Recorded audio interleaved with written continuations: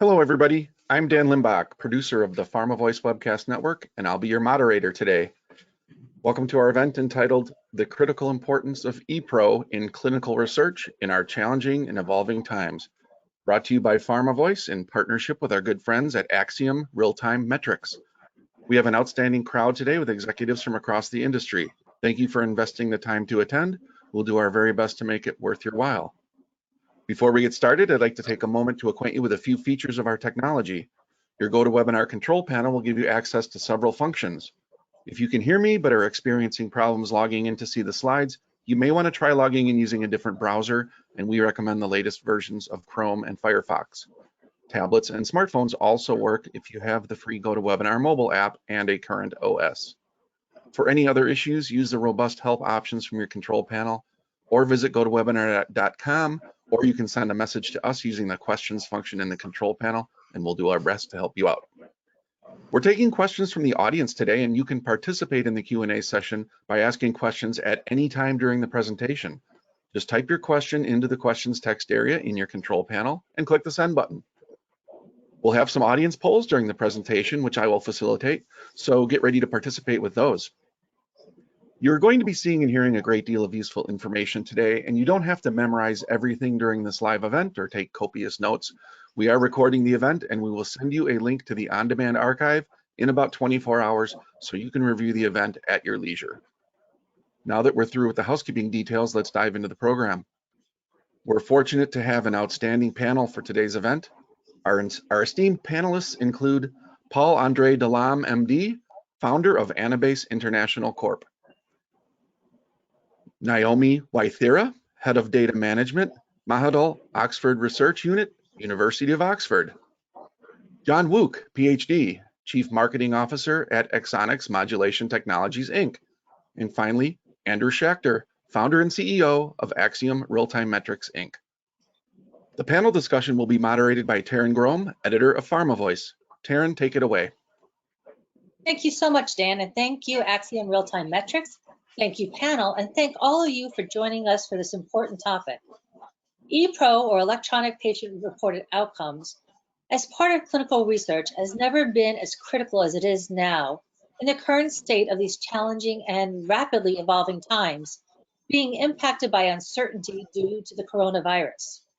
And we don't know yet what the lasting impact of COVID-19 will be as we progress toward what some are calling the new normal.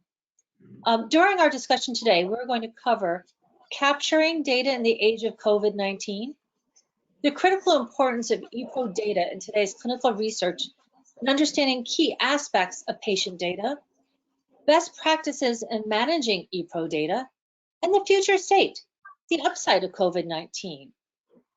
Before we get started, I'd like to ask our panelists to provide us with some of their quick bios. We have folks coming to us from New Jersey, Southern California, Bangkok, and Toronto. Why don't we get started with you, Paul-Andre? Thank you, Taryn. Well, as you can see on the slide, I have been in research for quite a few years. I'm not going to disclose how many. Just look at my gray hair. It tells for themselves. In terms of ePRO, I have been actually involved in collecting patient-generated outcomes for many, many years, starting with paper and the usual quality of life that was really at the beginning of this effort, and seeing this evolve into the electronic and more outcome type of measures. So I see now the evolution of ePRO taking a front seat as very exciting and very interesting. Back to you, Taryn. Excellent, thank you so much. Naomi, we turn to you now. Hello, my name is Naomi Waithira. I work for University of Oxford's major overseas program in Bangkok, Thailand, where I head data management. We work mainly in clinical research in tropical diseases and run studies internationally, both randomized clinical trials and cohort studies. We have started to use ePRO very recently for a lot of our studies because we can see the value that the electronic patient-reported outcomes bring in clinical research. Thank you, Taryn. Thank you, and thank you for joining us at about 11 p.m. your time. So, and now we'll go to the complete opposite. John, thank you for joining us from Southern California. Absolutely. Thank you, Taryn. I have the benefit of getting to join during normal business hours, so a little easier for me than Naomi, perhaps. So I'm the Chief Marketing Officer at Axonics Modulation Technologies, where my responsibilities include oversight of the company's clinical studies. The company has developed and is commercializing novel implantable sacral neuromodulation devices to treat urinary and bowel dysfunction. And for our studies, the critical for us in treating urinary and bowel dysfunction is capturing symptoms for patients that are actually, and study participants that are actually out, in the real world versus in the clinic. And so for our studies that have primarily been conducted in the United States and Western Europe, we've deployed ePRO as a critical asset in capturing those patient-reported outcomes. By background, I've been in research for kind of an extended period, but more on the academic side. I did a PhD in biomedical engineering at Duke University.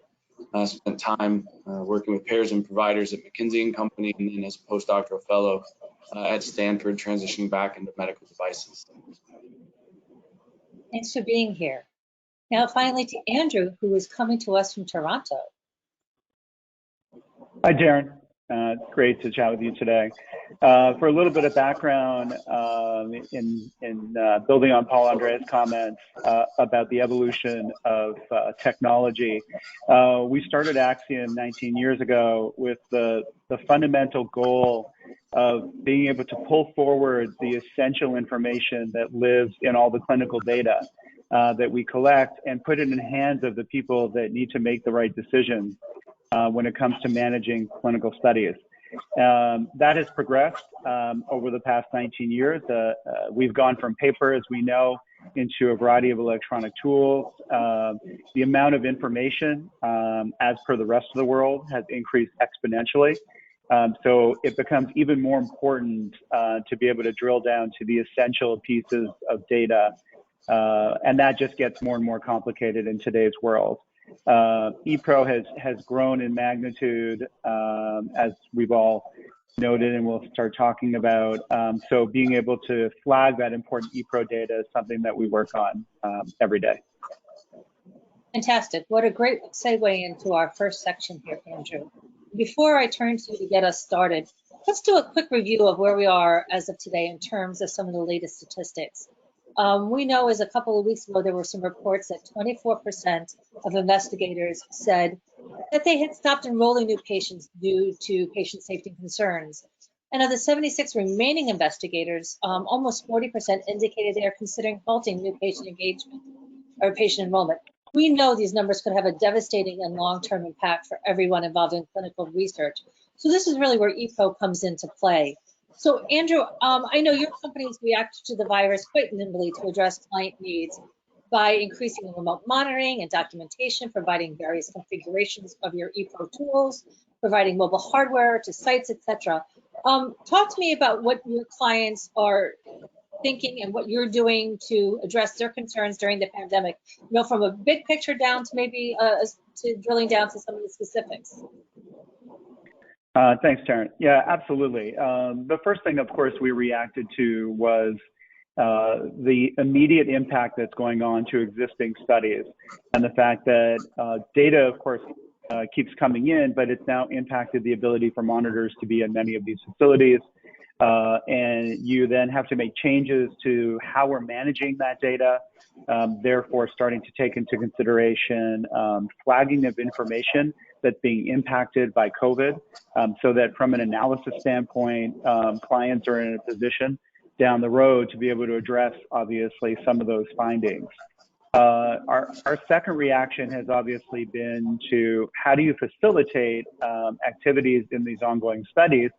While many have been deemed to be elective from a patient standpoint, they are, of course, carrying on in studies. Many in obviously therapies that can't stop, such as oncology therapies. So how do we ensure that those patients are able to carry on enter facilities appropriately, be able to be managed accordingly from a safety standpoint, and ensure that things are being handled. I would say the last point for us that's really essential is the fact that being able to stay on top of the critical nature of what's coming out of the data to ensure that everything is being managed accordingly, despite the impact on these existing studies. Three excellent points, and talking about those continuing studies and how important they are to the clinical research paradigm is really an important point. So thank you.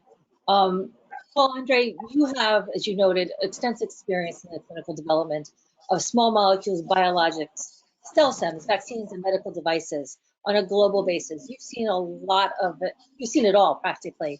You noted your organization is looking at 3 buckets during the pandemic: ePRO, telemedicine, and remote monitoring. Talk to us about how COVID specifically has impacted these 3 areas before we get to the long impact in the last section.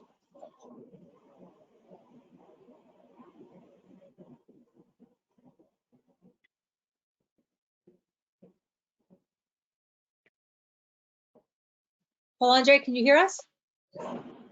Audio? Yep, sorry. I was trying to be on mute and it doesn't work for anyone but me, so very sorry about that. But so thank you, Taryn. The first thing I want to say, it's a big wake-up call, and in some ways a welcome one. Now, there are a few buckets. One is studies that are ongoing, and the other one is studies that need to start, among other things, in relation to COVID. For studies that are ongoing, there are some issues. You want to keep continuity.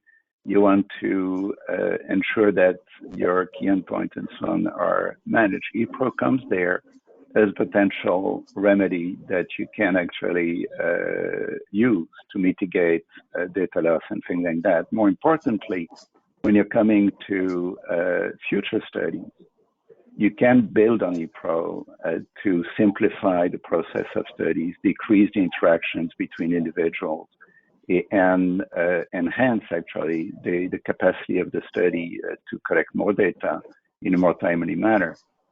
ePRO cannot do everything you need to do in a clinical study. For instance, visits where you need to talk to people about adverse events. And this is where we look at telemedicine as a telemedicine approach as a complement to ePRO. And of course, implementing methods to systematically remote monitor those studies is a very important component of the whole thing to keep it really tight together and keep the ball rolling. Now, remote monitoring in and of itself is yet a totally different topic that requires some thinking. But if one starts with simplifying the studies so they can use and maximize the potential of electronic patient-recorded outcome, it really helps a lot moving forward, and we'll discuss this further. Thank you. Thank you, Paul-Andre. Naomi, you are leading a number of global clinical studies in the field of infectious disease, which is certainly very topical right now. How are different geographic infrastructures in those various locations impacting your operations during the pandemic? I think a unique thing for us in infectious diseases is it's very critical at this time to get data in, get it quick, because decisions have to be made based on this data. But one thing we have seen is that in the past few years, there's been a lot of growth in infrastructure. Statistics say that in 2019, internet connectivity really was quite high. For every 100 people, 97 of them in developed countries had 3G access coverage, while in developing countries, 92 of them, and in the least developed countries, it was 78. So it shows that there is a real space for use of technology in data collection. That's what we're harnessing now to move away from traditional methods of collecting data and having electronic patient-reported outcomes. The other thing is a lot more access to devices such as smartphones, and a lot of people are using them for social purposes. So how can we use these devices in clinical research, reducing the burden on participants themselves and simplifying data collection? Those are some great points. Thank you so much for bringing those to light. John, let's follow on with you and what you're seeing in terms of your oversight of your company's clinical ops from an operational perspective with regard to deploying ePRO in the US and in Europe. Yeah, and I wish I could claim that we anticipated a global pandemic when we were planning out the study, but I don't think that would be fair. But fortunately for us, what we chose to do with ePRO for other very good reasons is really benefiting us. And as we started to enter into this COVID situation and patients were no longer having access to clinics for follow-up visits and things of that nature, we were really looking for, as Paul Andre described it, continuity, right? How do we keep the study moving? How do we continue to collect the data that's critical for us from a study perspective? And we had deployed, as a little bit of context, we had deployed ePRO in two ways. One, our primary outcome for most of our studies is symptom data that patients collect when they're, at home or out in the real world in diaries. So bladder diaries, for example, where they're capturing data about their bladder behavior. And we had created an ePRO app where patients could have on their phone an app where they can collect that diary data. And in the pandemic environment, we're now able for patients to continue to capture their data, on schedule at the appropriate times, and we can remotely monitor that data to make sure it's being captured, it's being complete, and we don't have to send anyone out to collect diaries, right? We're not trying to kind of chase down that paper trail or waiting until the patient could actually come into the clinic and provide that paper, to the study coordinator, for example. So we still have access to our data. We can still see that patients are completing the appropriate activities because we have ePRO enabled for the study. And then on the clinic side, we deployed a web-based solution for capturing questionnaire data, quality of life data, patient satisfaction data that patients were coming in and completing in the office, but because it's web-based, they can now complete those questionnaires remotely. And then, as Paul Andre discussed, we're complementing that with phone calls and telehealth visits, so that you can have a live discussion about some of those critical aspects of the study that still need to be discussed, adverse events, and anything that shows up in the data that requires a discussion. And so ePRO has been essential in allowing us continuity of our study. And I think just looking back operationally, we did run into some challenges. And I think they're challenges that we can all anticipate in deploying ePRO. As Naomi discussed, connectivity has come a long way, and access to smartphones and devices has come a long way. But you're still going to run into instances where it's not perfect. And it's just a matter of planning out how you're going to deploy your ePRO. What alternatives do you need to have in place? For example, we deployed a smartphone app, and we were really thoughtful whether we were going to become a device provider or whether we were going to allow people to bring and use their own devices. And we opted for the latter because we thought it was important that someone could complete their diary information on a device that was known and familiar to them. But what we saw with our study population, primarily 55 to 75 women, only about 80% had smartphones. And so, we had to address from a study design, how do you accommodate those that can use ePRO while also having an option for those that can't?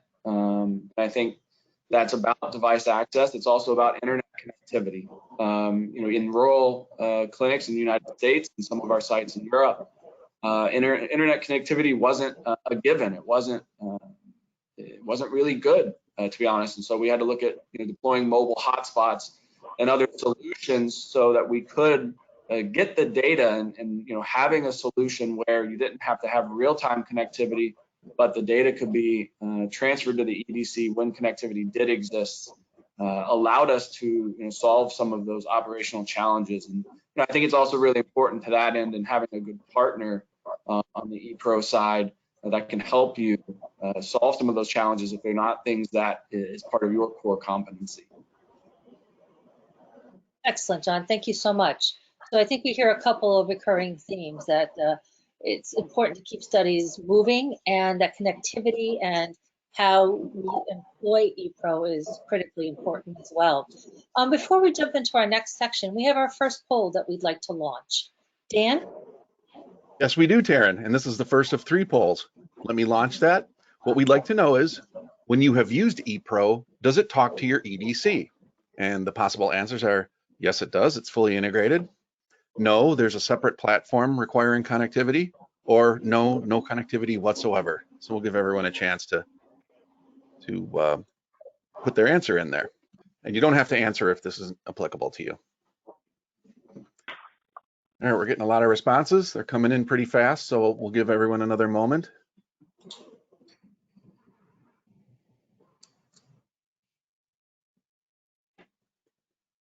Okay, I think we've just about got all the responses we're going to get. So I am going to say last call, close the poll, and let's see what the results look like.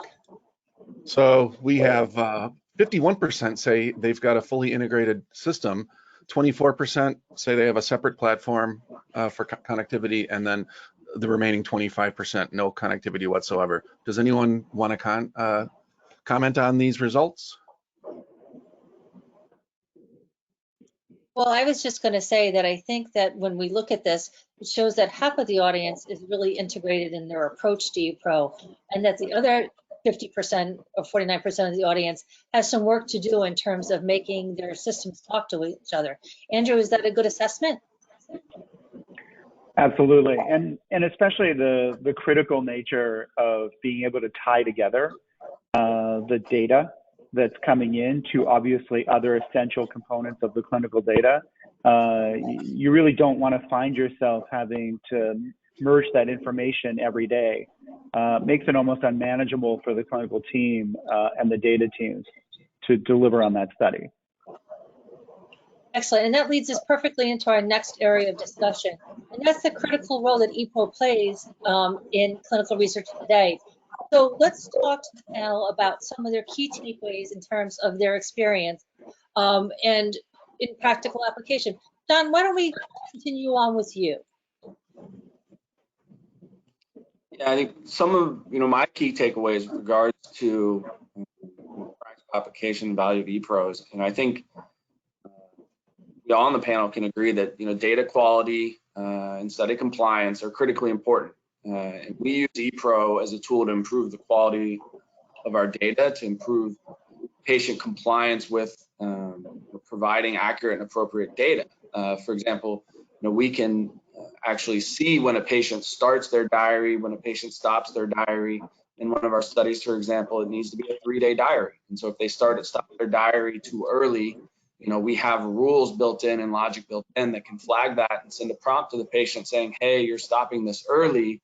Are you sure you want to stop it? You need to continue on for another day and things like that. So for me, a critical aspect of ePRO is what it allows us to do in terms of ensuring data quality, ensuring compliance with what we're trying to collect from a data perspective when we're collecting, field-based data versus data in the clinic. This opportunity to incorporate logic, reminders, and notification is really powerful in that regard. I think as you look at ePRO, with the possibility of what you can do, it also raises the bar for the preparation that goes into launching and executing a study using ePRO. I think a lot of this still exists if you're doing things paper-based, but with ePRO, you have the added benefit of building in extra logic where you really have to plan. You have to plan it out, think it through, test it, and that's key to successfully executing with ePRO in your study. I think the last thing is, we had run studies without ePRO, and then we're looking at, for our pivotal FDA study, incorporating and using ePRO in that study. And on one hand, it was really easy and comfortable to stick with the status quo and worry about the challenges and what ifs associated with technology, right? And utilizing technology for example, to capture the primary study endpoint. And I think at the end of the day, for us, in hindsight, ePRO has been immensely valuable. It's improved the quality of our data. It's improved the quality of the study. And I think at some point, one has to just get over the what ifs and the concerns and tackle those proactively. And from our vantage point, it was very worthwhile to adopt ePRO and move away from kind of the status quo of the old way of doing things. Excellent, John, thanks. Naomi, I know you have some thoughts to add to that in terms of your global experience, as well as being an advocate for technology and gathering data. Now, just to carry on from what John is saying, there are a lot of what ifs in research studies, and one of them is about safety of the participant. So with the ePRO, you have a chance to do real-time monitoring of safety data and appropriate reporting as relevant to the relevant authorities. And that's very, very useful in a clinical trial, especially when you are evaluating new drugs. The other thing we've seen with ePRO is that it allows you to get data in a more timely manner. So we've done a lot of studies where our data collection was paper-based, and sometimes it would take weeks, even months, before you can consolidate all of this data. So when you think about all the data safety and monitoring board reviews that need to be done and other reporting which needs to be done for the study, that could result in a lot of delays. So ePRO enables to address some of these issues.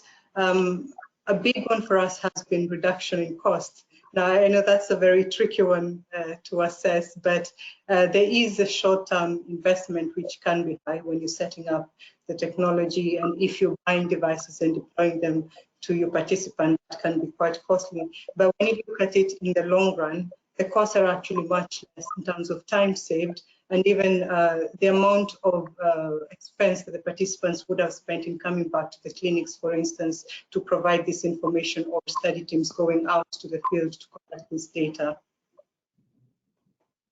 Those are excellent points and really clearly demonstrate some of the advantages that ePRO has. Let's turn to you, Paul-Andre. In your experience, how do ePRO data help move the clinical ball? Well, the first thing, I cannot agree more with John and Naomi on all the advantages that they highlighted, so I'm not going to rehash those. But I'd like to push forward two key points that are underlined in both of what they said. One is ePRO has to be integrated into the entire process of clinical studies, and that includes the integration with the capture of any study data. That's the only way that you can actually efficiently manage the entire study and build on the potential of ePRO to help monitor. So that's the other thing. That integration is, and that's part of what Naomi was saying, key for the proper monitoring of the study subjects and the study data, which is not the same thing.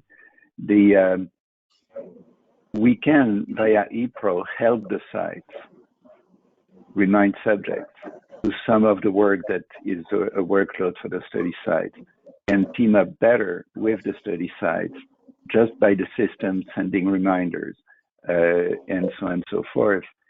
And building a better team relationship with the sites as is possible, say, with paper, where your interactions are very intermittent.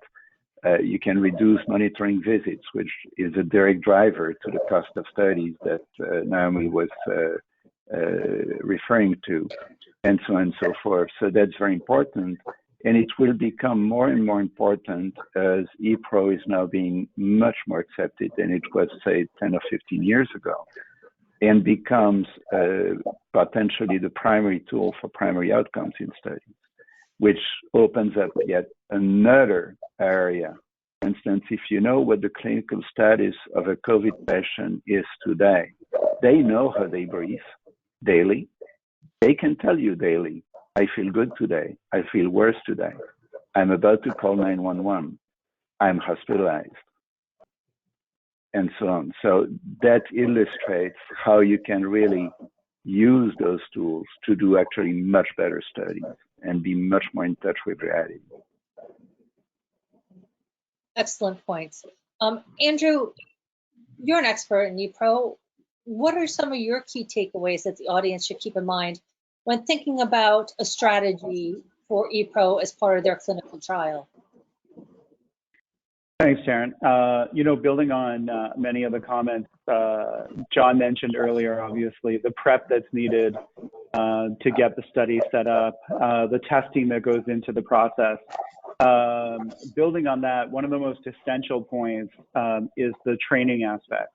And I can't emphasize enough how important it is and how sometimes it can be skipped. Training is just fundamental. You go through this whole process to develop, obviously, in ePRO, you test it, but then you need to deliver the appropriate tools so that the site knows exactly how to communicate the ePRO to the potential patient. And what you don't want happening is for that study coordinator or nurse to explain it differently than you need the patient to understand it. So delivering tools that make sure that that message is consistent for every single patient entering the study, because it won't matter if you develop the best checks and balances if the explanation on how to complete the ePRO is not done right. The second point to that that's incredibly important is the language nuances. We know they're not the same. Things don't translate exactly the same, obviously, from a language standpoint. So it's imperative that it's verified by a translator in the appropriate language to ensure that it's being communicated appropriately. So then in the lay explanation of how to complete the ePRO, the patient's going to pick up the instructions and be familiar with them on a daily basis. And I think the last thing that's just essential is you're now putting a piece of technology in the hands of the study coordinator, and you need to make sure that they're comfortable to go through the process of explaining how to download an app and install it on a phone. We actually can't take for given as a basis that they're familiar with it, that they do it every day, because there are many people who turn to their kid to say, hey, download that latest app for me. So we want to make sure that they're set up and they're incredibly comfortable, and that fundamental place of setting up the app is not a place where that's going to fall down. Excellent. Across the board. So we're looking at time, cost, the integration of the technology, as well as the importance of all the training across all aspects. So when we're thinking, if the audience is thinking about their ePRO strategy, really some key points to keep in mind. Before we move on to our final section about best practices, Dan, we have another poll. We certainly do, second of three. So let me launch that. What we'd like to know is, how much do you depend on real-time ePRO compliance reporting to manage your patients? Is it highly monitored with frequent interaction? Is it fairly regular but less frequent review and action? Or are you not utilizing compliance reporting with your ePRO system at all? So let's give everybody a chance to get in with their comment or answer.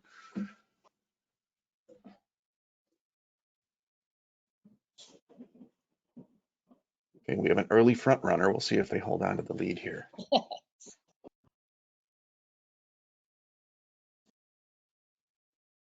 Okay, I am going to say last call and close the poll. And let's see what the results are from the audience. So Taryn, highly monitored and frequent interaction, 56%, regular 24%, not utilizing 20%. What does that tell you about compliance reporting with ePRO at this time? I think it's good. I think that there's some room for improvement. Andrew, you're an expert in this space. What do you think about those folks that are not utilizing monitoring with their ePRO? I think that just fundamentally we can do better. And I think one of the reasons that we saw that response for about 24% and or more, it's potentially the tools are not working for them. In other words, it may be because it's hard. They have to dig through reports that are not making it simple to see the patients that are not being compliant. the sites that may be struggling with their patient activity and so forth. So it's potentially the tools that just make it difficult, and therefore they're just not responding to it because it's hard to do. Excellent. So in our next section, we're going to go dig into some of the best practices in managing ePRO data.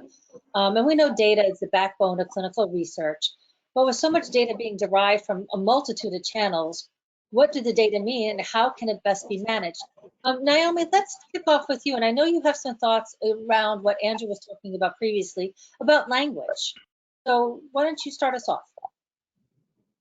Right. So data is the backbone of research, and really high quality data means that the research is going to provide a result that can be trusted and that's valid. So it's absolutely important to get the data right. Even if the study procedures are done correctly, the bloods are drawn on time, all the lab investigations are done correctly, but the data is compromised before it's analyzed, then the quality of the research is bad. So one thing we really need to, and we try to do, is to ensure that the data coming out of the ePRO is accurate. And this John alluded to, we're talking about having data quality checks built in that stopped entry of invalid data or missingness of data. And the second thing is to have the data obtained in a real-time manner. This data is of relevance to the research question of the study.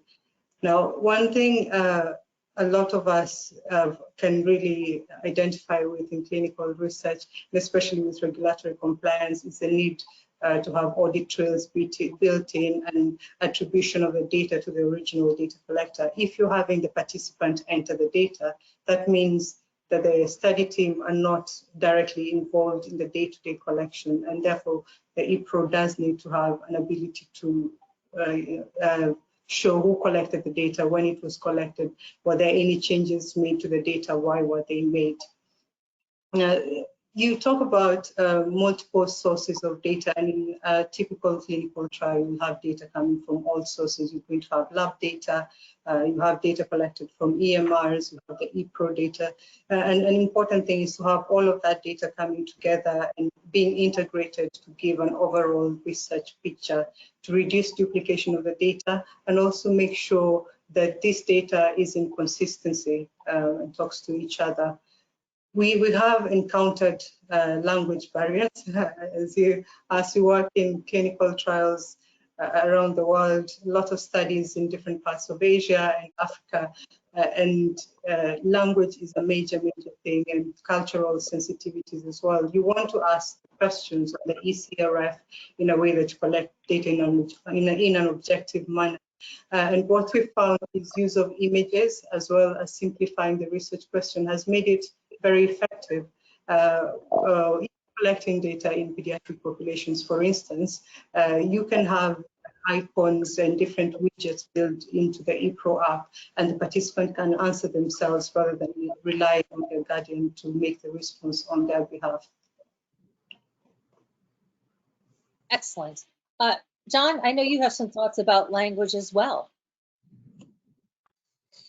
Yeah, I think Naomi's point with regards to language and the barriers or challenges that it can introduce when you're managing a study across a patient base that speaks multiple languages is something that we've also experienced and lived through. It can be very impactful to the study because if a question prompts a particular answer in one language and then it gets translated and the way it's worded prompts someone to answer differently, you've now created an issue with the quality of your data, and you may not be collecting the actual data that you're looking to collect. And so, we saw this, in our study, also on the point of training. And for us as a smaller company at the time, we were running studies in countries where we didn't have our own personal staff that were native speakers of the local language, and we're working then with study coordinators and study staff and even with patients and trying to train them on our ePRO solutions and different aspects of the study where they're speaking a second language or we're dealing with translations that our folks on site frankly couldn't read. And so for us, it was really important again to have a partner that understood training across different languages. And we really had to just step back from a data quality perspective and make sure that we were relying on our partners, collaborating with our sites, and testing everything. Right? It wasn't enough to just train and explain and assume that that was effective. I think when you're going to deploy ePRO, and this has come up a few different times, the burden for upfront training and testing and preparation is raised, because you don't want to get down the path and into the study and then realize that one system's not talking to another, or something isn't worded correctly or not working correctly. And so for me, when it comes to managing the data, the most critical time to manage the data is in the planning and preparation of the study. That's when you have the opportunity to set things up to be as smooth as they can be in the actual conduct of the study. A lot of that still exists with paper-based collection, but again with ePRO, because we're talking about having additional capabilities and also needing to train people on technology, as Andrew pointed out, I think the not burden, but the responsibility and opportunity is just a little higher if you're doing the appropriate things up front to train and test your system. Excellent. All great points. Andrew, I'm going to turn to you now. What are some of your best practices or recommendations? Absolutely. Going back to a few of the comments that we talked about, it's interesting that around the world, it doesn't matter where you could be, we're not necessarily having constant connectivity.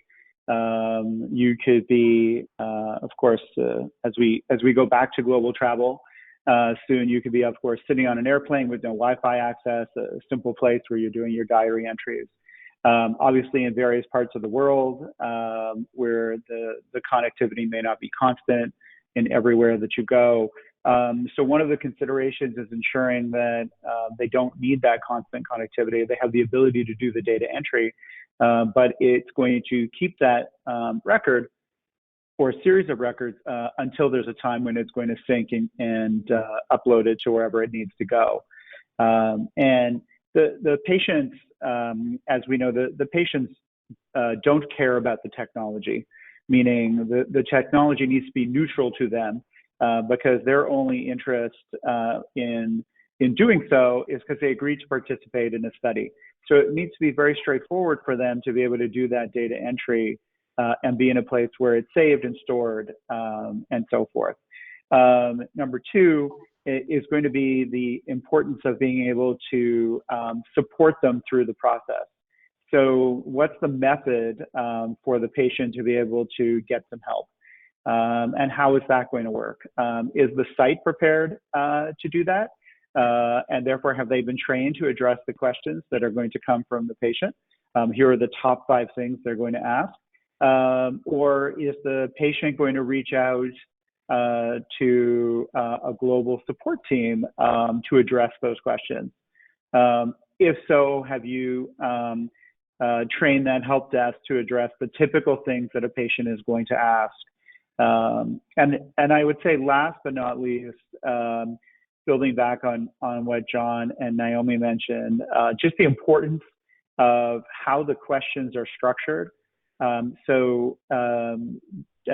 Multiple comments have been made about the need to test this thoroughly and to go through real life situations. So take the diary, live with the diary, make the entries as if you're a patient, go through the sequences that patients are going to go through.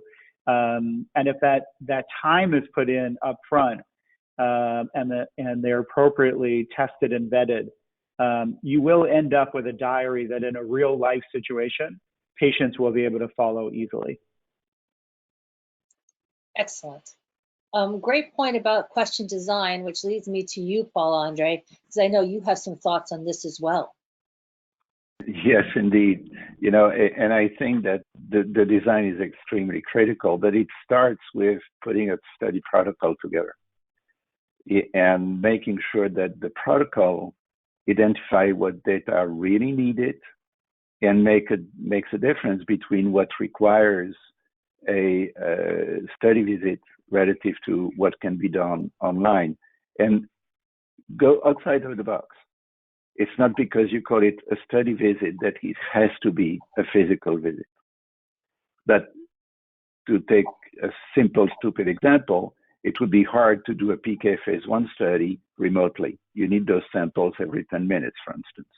So the answer is pretty straightforward. But in the same study, you can easily follow up the aftermath for the duration needed for adverse events. That doesn't need you to see the patient every day. So that's a simple, stupid example just to illustrate. The next thing in regard to the question, they need to be simple, clear. They need to be universally applicable.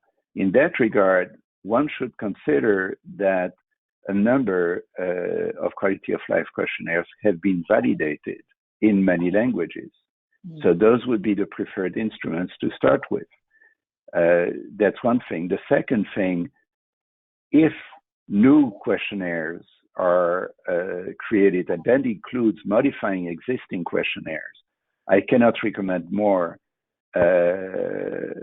or enough to validate them and have dry runs on those questionnaires. Make sure that from one language to the other, you can calibrate the responses. They're not going to be exactly the same, but you need to know what your baseline is, and then you can adjust across the various countries for what the baseline is in a given country for a given population.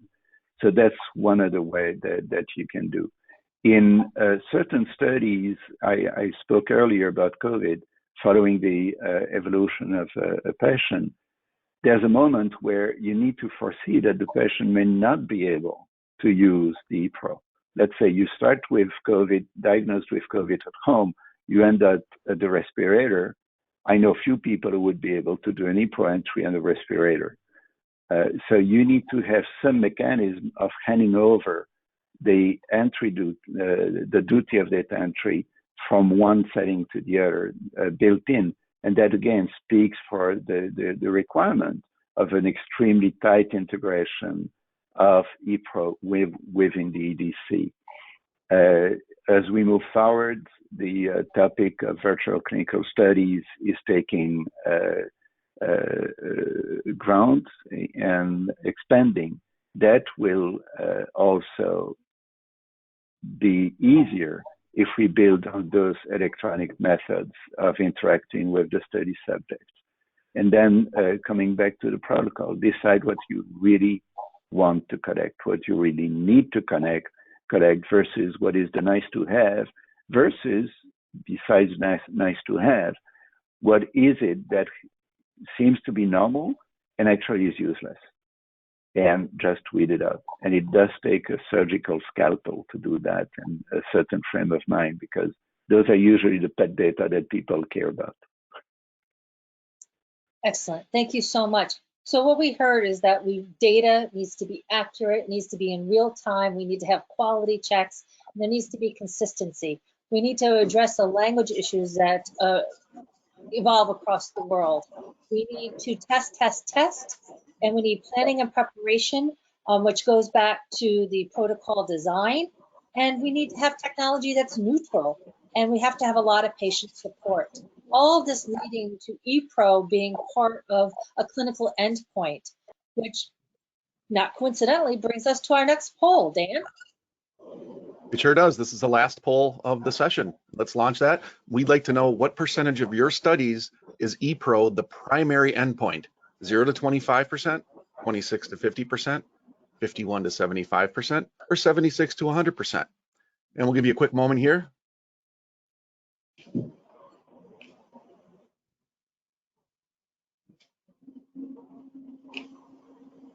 They're coming in at a good clip. Okay, I'm going to say last call. I'm going to close the poll, and let's see where our audience is on this. So, Taryn, we've got 55% on the low end.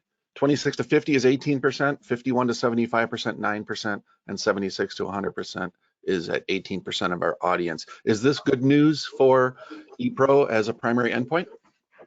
I'm not going to even try to evaluate that. I'm going to turn to our resident expert, Mr. Andrew. So talk to us about some of those results. You know, I think that it's not a matter of whether it's good news or bad news. I just think it continues to grow as a place of gathering data.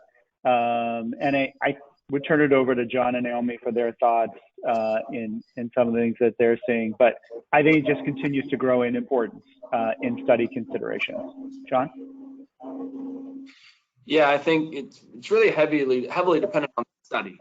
You know, what condition are you studying? What treatment are you studying? Paul Andre made the point earlier, it's not appropriate for every primary endpoint. But I think what we're seeing is a movement towards more utilization of ePRO where it's appropriate, and I think that's what we should really be aspiring to because of all the benefit. And so, you know, it is, you know, situation and study specific, but where it's appropriate, we're certainly believers that it has immense value and can be used to support a primary endpoint. Great. Yeah, I think it reflects on the maturity level of ePRO generally.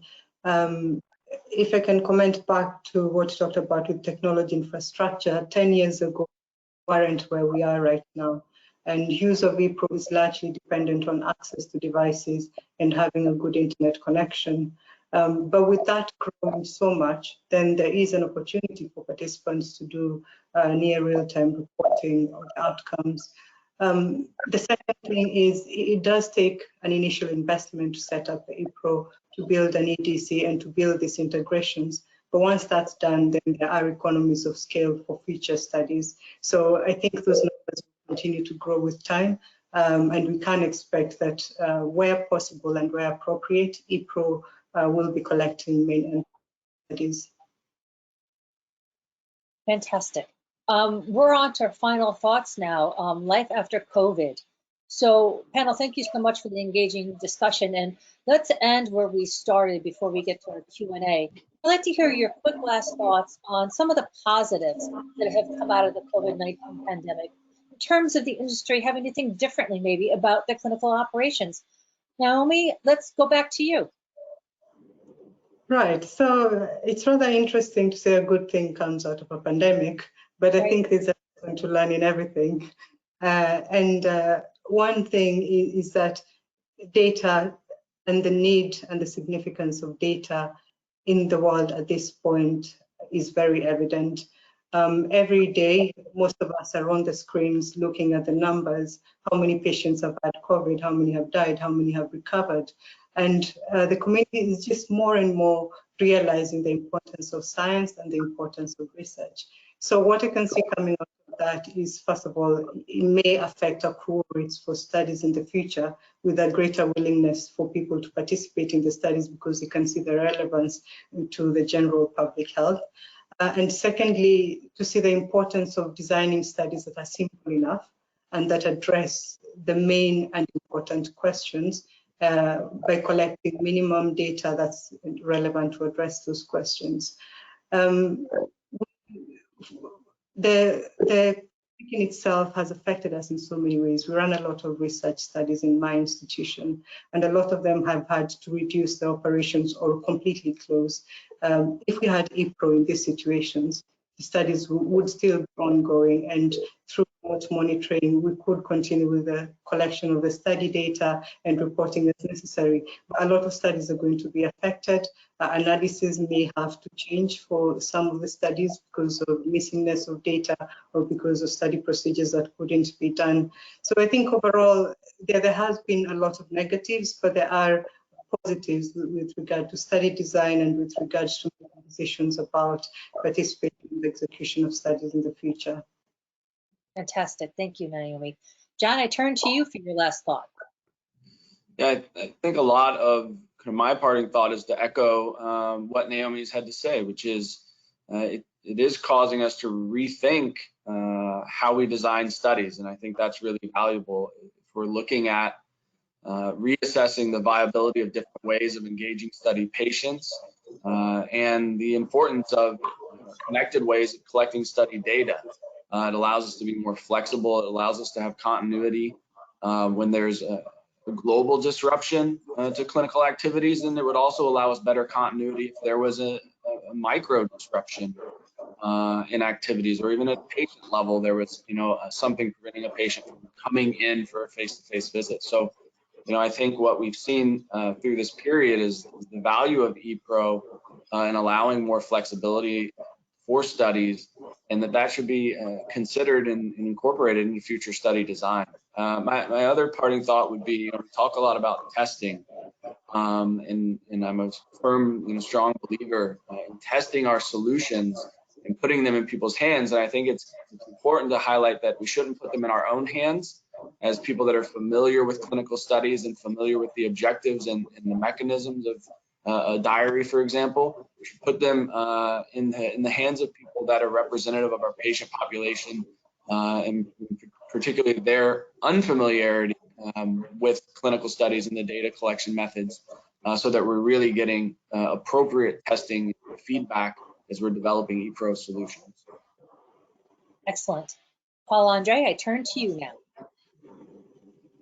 Well, as you know, Taryn, I think COVID is a big wake-up call, not to use another expression which was much stronger when we discussed earlier. It's yeah, it was about a cake, so the audience will know what I was saying. But it's a big wake-up call to finally think through what technology can bring, as opposed to what it has been bringing so far. Get away from the paradigm that we need to collect data and it stops there. Clinical studies are about managing human systems. ePRO brings a tool that helps doing that, and much more efficiently. So I think that it is a great opportunity to think through all those interactions, making our studies not easier to run in some ways, but more, I would say more pleasant to run, which is not just a detail. It speaks to efficiency, it speaks to quality, it speaks to less interactions on the audit side saying this is wrong, this is wrong, this is wrong, decreasing annoying queries and things like that. And in some ways, this technology helps us get closer together, because you can have those ongoing interactions regardless of where you are in the world. And I think that's a very important thing to keep in mind and carry forward. Excellent. And Andrew, quickly your thoughts so we can leave a few minutes for our Q&A. Of course. I agree that at the end of the day, it is an important, to use Paul-Andre's comment, wake-up call, just to be able to say, how can we run studies more efficiently? How do we have access to the critical information that we need to make the right decision in guiding the study? And you always need that refresh. So if there's anything positive to come out of the things that are happening in the world, it's how do we get better at making clinical research happen? Excellent. Thank you to the panel. Now we're going to put you on the hot seat for some questions coming in from our audience. I have one that I've noted here, and this one is for you, Naomi. In a region with multiple languages, is the use of English as the foundation to ePRO a challenge? And if so, how have you worked to address this? So a lot of our studies have English as the foundation language, and how we've worked to overcome this is to use translators who are certified and who do quality translations. And in addition to that, to have a lot of testing by native speakers and lay people. So the ePRO is designed with the target of a normal person who doesn't have any medical training, has probably never done research in their life. So if we are able to get them to test and pilot and have them verify that the question read as they should, then we can validate that the system works in a proper way. The other thing is to use images and to use icons. We have lots of emojis now, so we make use of those. They are universal and ones are not needed. Excellent. And I know we're getting to the top of the hour and we're going to lose Paul Andre, but I think our other panelists can stay on a few minutes if they're willing to answer a few other questions. So thank you, Paul Andre, for joining us today. Thank you very much. It was a great pleasure. I hope the audience found this discussion interesting, and very sorry to have to bail out, but I'm committed to another meeting. So thank you very much. So one of the other questions that we have in here is, this one's for you, John. How do you design logic in ePRO questions to ensure you get high quality data? Yeah, it's a great question, and it's certainly about capitalizing on one of the benefits of ePRO. And I think what's really important in designing the logic is, up front, you have to invest in understanding and exploring the potential issues that you may run into in collecting the data. And great sources for doing that is learning from past studies, whether they're studies that you've run or the company has run, or past studies that have been run by others. And a great channel for getting that feedback and input is engaging your KOLs and experts, right? What has been their experience? If we're collecting diary-based data out in the community, what's the KOL experience with patients collecting that type of data? I think secondly, you have to think about both proactive and reactive measures in your logic, right? Proactively, what logic can we create to remind and prompt people towards good behavior related to the data they're providing?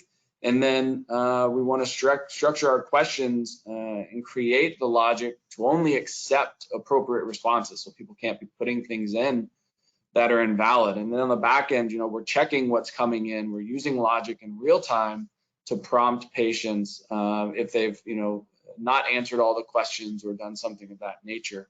I think the third thing is, and we've said this over and over, is testing your solution and not testing it in an echo chamber.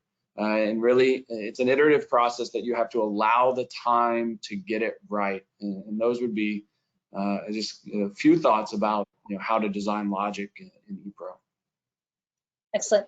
And I wish we could answer all the questions that have come in, but I have one for you, Andrew. With regards to quality of data, there are so many different ePROs that are going to have different self-reporting requirements, and patients will under or overestimate symptoms. How do you create a standardized method? Does it matter for study variability? It's a great question. I think that at the end of the day, a lot of what happens in ePRO is centered around the study design. So wherever possible, there are a lot of great standard tools that have been developed around the world so that the questions can be the same depending on the nature of what we're trying to collect. But it all depends on the study design of the protocol. The ePRO is going to live and die based on the primary outcome goals or secondary outcome goals that exist in the protocol itself. And that's going to shape those questions. So we may not achieve a standard set of questions around the globe, but it continues to be, the standard tools are very helpful for us. And one more quick one, if you can. Do you have any specific guidance from regulatory agencies, for instance, the FDA, regarding requirements for validation of ePRO methods? Yeah, the tools are very similar in terms of looking for validation of if it's a paper-based instrument that's been moved to be electronic, that it's been validated accordingly with similar guidances to other FDA requirements on computerized systems. So yeah, the FDA has weighed in for very similar expectations. Excellent. And again, I wish we could get to all of the questions that our audience has put forward. Unfortunately, we are about 5 minutes over time. So I want to thank our panel very much for joining us today, as well as to Axiom and to our audience. Dan, back to you. Thanks, Taryn. Well, this was an outstanding session. If you want additional information on this topic, make sure you use the email address or the phone number on the screen to contact our experts. And we'd like to once again thank Axiom, Real-Time Metrics, all our panelists, and especially our audience members. Finally, don't forget to check out our other virtual events at pharmavoice.com/webinars. Enjoy the rest of your day. The event is now over.